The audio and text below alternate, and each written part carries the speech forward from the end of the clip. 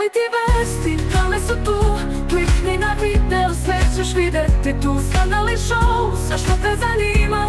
Sa nama uvek najnovije se otkriva. Danas su društvene mreže eksplodirale nakon što su Ivan Marinković i Miljana Kulić objavili da su se pomirili.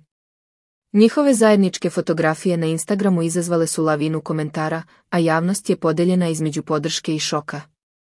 Vest o pomirenju Ivana i Miljane brzo se proširila internetom, a korisnici društvenih mreža nisu štedeli reči. Na profilu portala Pink.rs pojavili su se različiti komentari, od onih koji podržavaju njihovu ljubav, do onih koji su iznenađeni i zgroženi.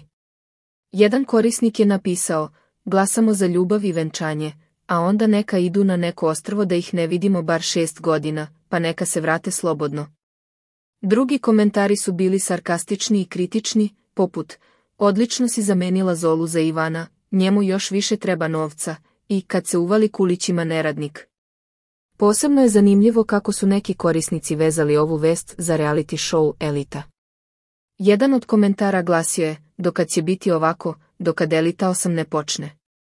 Ova reakcija pokazuje koliko su Ivan i Miljana prisutni u javnom životu i koliko su njihove odluke predmet pažnje i rasprava. Šta vi mislite o ovom šokantnom pomirenju Ivana i Miljane? Da li ste iznenađeni njihovom odlukom? Pišite nam vaše komentare, zapratite nas i lajkujte video. Hvala vam na podršci.